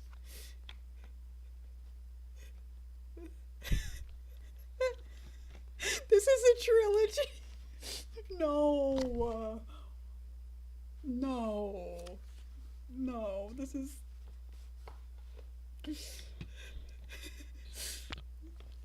Well, I guess we're only just beginning. On our first night together as newlyweds, we didn't so much as hold hands. We slept in separate beds, and the one that was hers, and the bed that used to be her father's. Cassandra was afraid of me. She curled up in her bed with her back turned to me, and all I did was lie alone in my own bed, sulking. On the first night of my marriage. Very romantic. Was the next step a child? Now that brought some weird thoughts, having a kid with a pretty girl like her. I bet she could see those thoughts too, with me wearing such a small, ratty loincloth. No wonder she was freaked out by me. The next morning, a goblin named Wakagoro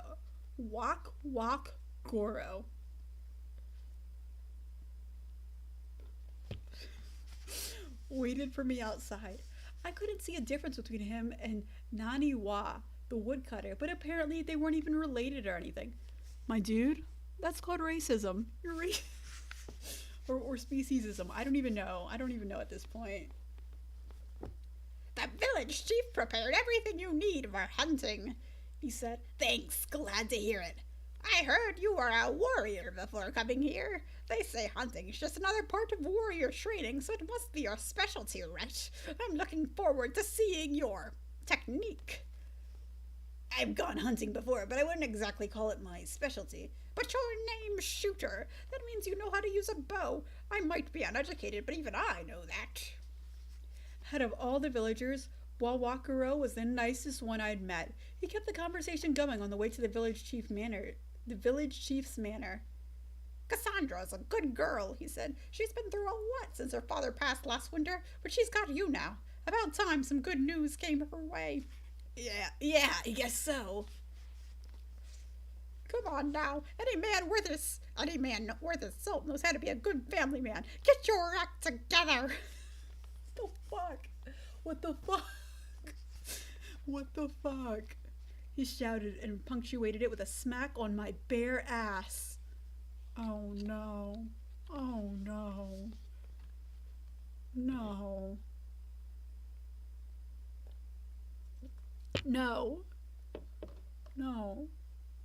You know what? Actually, yes. This is what I want. This right here, Shuta and Wakaguro, they're my OTP. They belong together. There's totally some chemistry between them. There has been chemistry between Shuta and nobody else in this book. I ship Wakaguro and Shooter.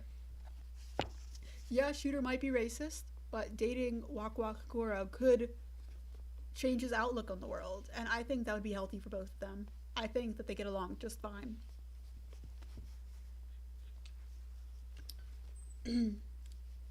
Shooter Jr. bounced. He shouted and punctuated with a smack on my bare ass. Shooter Jr. bounced back and forth between my thighs. Thank you. A family man. As a 30-something-year-old hopping from part-time job to part-time job, I never really thought about marriage. Hell, I hadn't even thought about dating anyone. After dropping out of college and getting disowned, I stayed with one of my old karate teachers in Okinawa. Their house had a dojo that I slept in, and in exchange, I was sort of an assistant karate teacher. I couldn't afford to feed myself with just that, though, so I did all sorts of jobs: plumbing, making fireworks, whatever I could get. Making fireworks? That's not a fucking part time job. That's like, I'm pretty sure you have to have some type of formal education or training to make fireworks. I'm looking it up. What skills do you need to professionally make fireworks?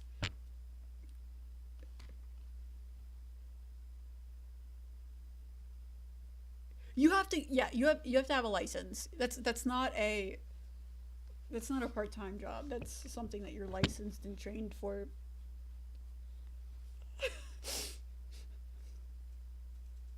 That left that left no time to think about dating and relationships, because we all know when you work part-time jobs, you have no free time. Yeah, you totally have.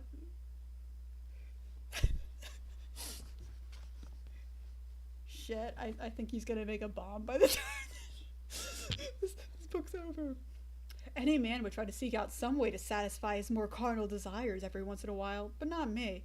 It was a religious thing. Well, kind of. Well, not really. It wasn't that I had offered my chastity to the god of martial arts or anything.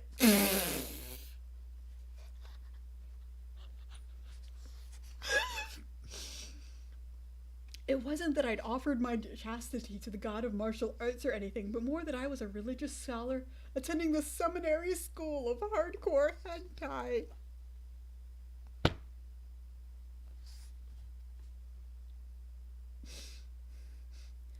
Poor mags or something else. Just one glance and bang, your heart's pounding. The only problem was that my karate teacher's high schooler granddaughter found my stash, told everybody, and got the sacred text tossed to the curb. Which is stupid, by the way. I mean, I was an adult, keeping my stuff in a private place under the bed, so what did it matter? That was reasonable. My get up now, fur vest, raggedy dick wrap, was a wee bit more objectionable. Anyway, Wakaro continued, can't you at least put some clothes on? I've just got fur vests on in the new house, I said with a sigh and a quick self-conscious crotch cover.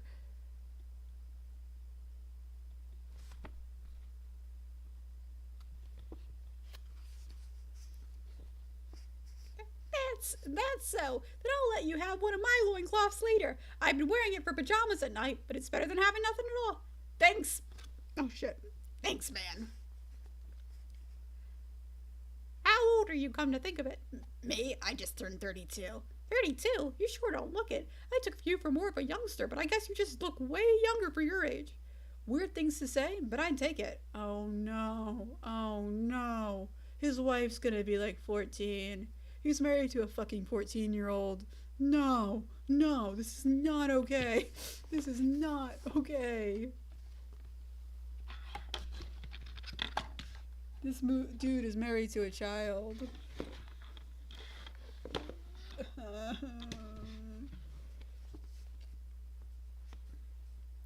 Weird thing to say, but I take it. Thanks, I get that a lot. I lied, stroking the stubble on my face. I hadn't been able to shave since I got to this world. Funny, I wonder if you're about the age Cassandra's father was. Oh, for fuck's sake.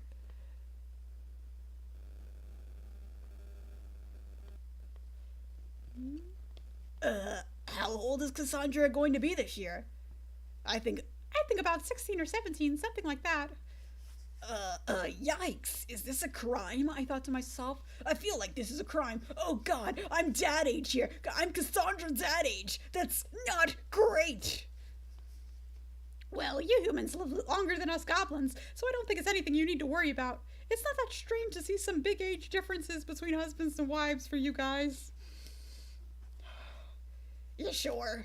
I am. The village chief is going to be 31 this year, but she was 19 when she got married to the old chief. Guy was a grandpa pushing 50. And the current village chief was that old one's second wife, I hear. Yeah, she came here from another village. She's infertile, sorry to say, and that was her second marriage, too. Oh, that's rough. I suppose the old village chief married her so someone would be there to look after his son. She really was a looker, so the whole thing seemed like such a shame. Hit me that, given her age, she might be closer to being a big sister to Gamul rather than a mother. An unrelated by blood and very pretty big sister that turned big meathead Gamul into a meek mess? Oh no.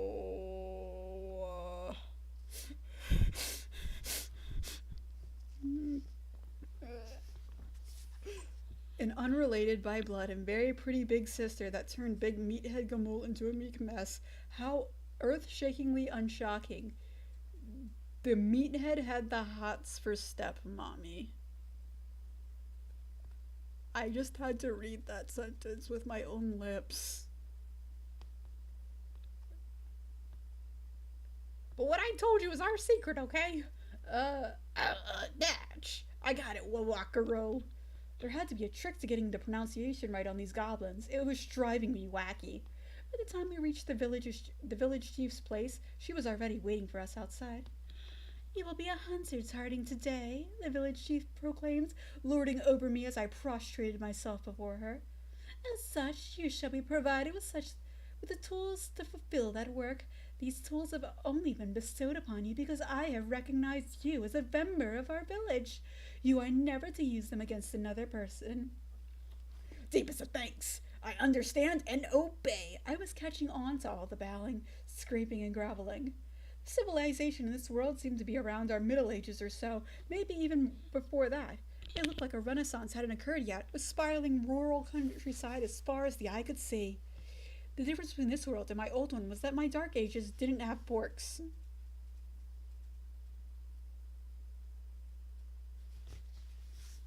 I think the Dark Ages had forks. I don't know. I'm not even. Okay. These ones were shaped differently than the forks I remembered, though, with just two prongs, so more like skewers than forks, you could say. Anyway, in this primitive world with my hunting gear was a spear and a bow. I'd like to be one of my ancestors in those old Japanese hunter-gatherer communities, wounding prey with bows and arrows before finishing them off with spears. Besides the weapons, I also received a leather pouch and a pair of boots. I was rocking it barefoot right then, just asking to ruin my feet somehow. These boots were going to be a lifesaver. From today on, you will be working under Wawakaru and the other hunters. After you learn the lay of the land, you'll begin hunting on your own, and you'll earn a proper share as a hunter of our village. Understood. I'll be the best hunter I can, for the sake of my wife and for you too. Don't fucking say that again. Good, get to it, shooter. Yes, ma'am, I said and bowed just an inch lower. I donned my new hunting gear behind the village chief's manor, making sure to give my feet a quick scrub before slipping on those boots. They gave me socks to go along with them, but there was a strange gap between the big toe and the rest, sort of like traditional Japanese socks. There was no stretch to the material either. When I worked as a walking instructor,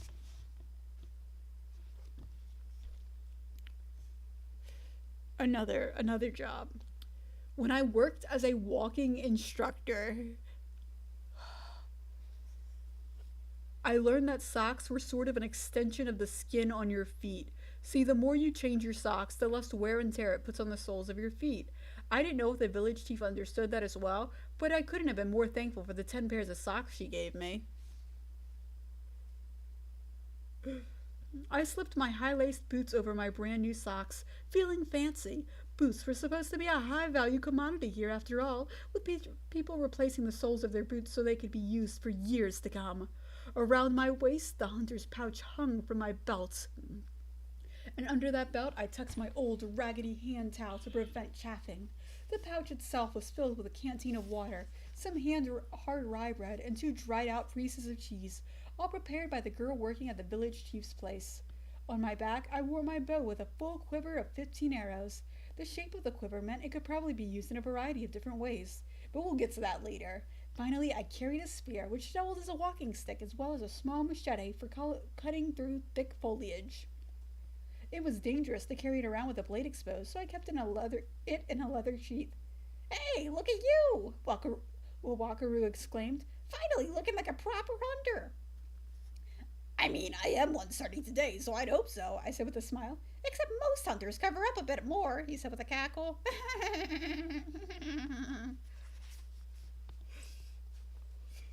I was letting it all hang out. As usual, being naked didn't seem to matter as much here as it did back in my old world. Other people wouldn't so much as flinch at the sight of my dangly little dude. That is a sentence somebody had to translate. My dangly little dude.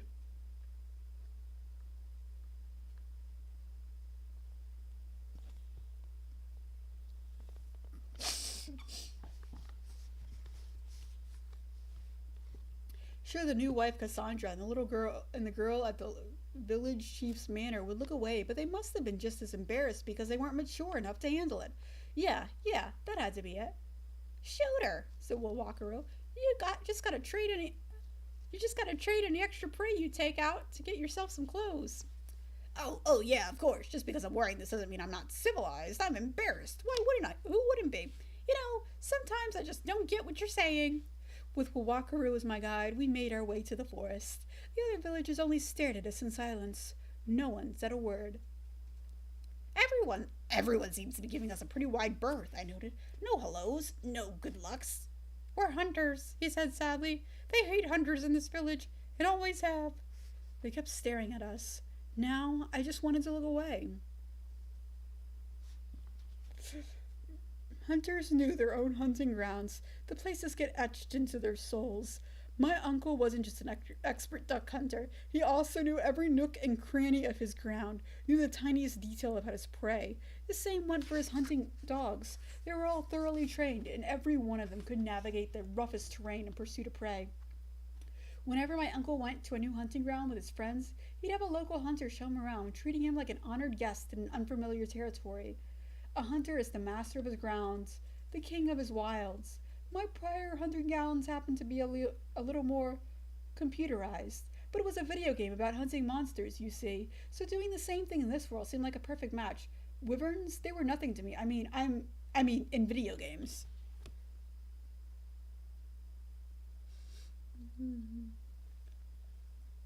Well, Wakaro and I made our way through the lighter woods to the east of the village until we passed our way into a darker, more foreboding forest. The locals call this place the Apaget Forests, said Wakaro. Ape gut. Mm-hmm. Apparently they call it that way because they found the guts of some kind of giant ape around here. Oh, so this world has gorillas now. Or maybe we're talking yetis, or a Bigfoot, or some other relative to the great apes. How do a bunch of ape intestines get slathered everywhere? Does that mean something killed it, ate it, and just flown pieces all over the place? Probably something like that, he said, sighing through his hooked nose. There's a wyvern nest located deeper in the forest. And that's what Cassandra's father died facing. That's the one. But shoot her. Listen up. Yeah? Don't try going all gung-ho on me here. I don't care what they call you. Any hunter just setting foot in this forest wouldn't be able to take one down. Not now.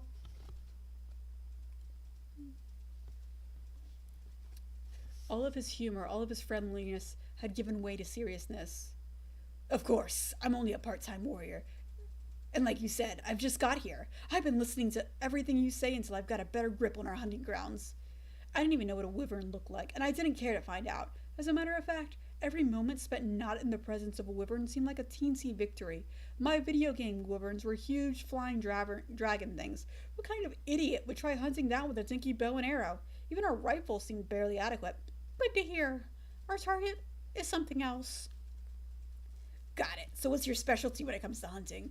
You hear the word hunter as a blanket term, but anyone who hunts animals has their own area of expertise, whether that be birds, deer, wild goats, foxes, rabbits, whatever. My uncle's specialty was wild birds, ducks, turtle doves, pheasants, you name it.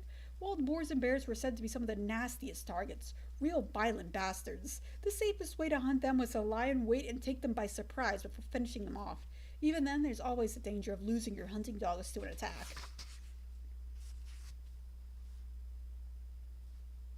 Oh no. Oh no. Me? This is my specialty. Wakaru stuck out his with a hearty laugh. I don't get it. What do you mean? Females. I especially like 'em young. I'm not talking about human ones, though.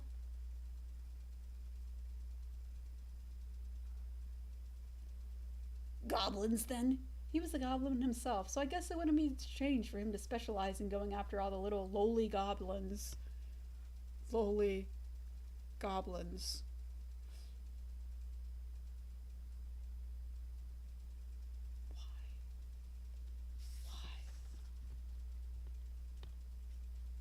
What? I didn't know. What are you talking about? I can't just go around nabbing goblin girls. The village chief would have my head. Then what do you mean? Kobolds, shooter. The females usually travel around with kids. If you attack a group of them, there's a pretty good chance the females will get left behind. Oh, duh. Fantasy world. Females could mean just about anything. What are kobolds like? Come on, you serious? They're like little monkey people, but with yappy jackal hands. It sounded like the kobolds he was talking about were much different from what I knew from in folklore, games, and the like. So you capture them? He went on. They breed like rabbits and they're a pain in the ass, always ruining your farmlands. Kobolds are pests then. They were, and Wawakaru treated them that way. My good goblin friend used to capture kobolds as bait by killing them. It felt crappy, but the kobolds put their livelihood of the whole village in danger. My uncle used to capture the weasels that would attack his chickens as well, so it wasn't like I didn't get it. They attack the livestock too. Nothing good comes of kobolds, and the awful things are dumber than a box of rocks.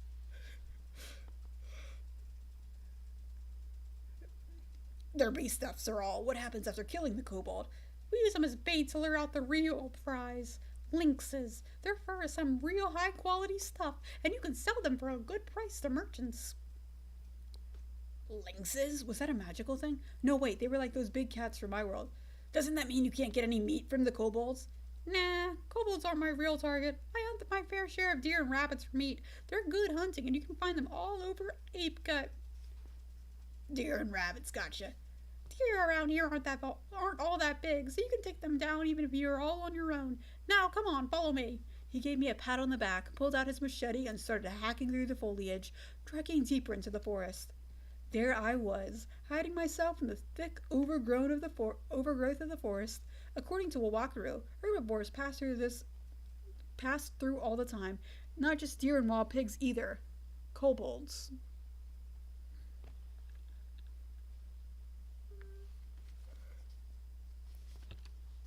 Oh shoot. Ah.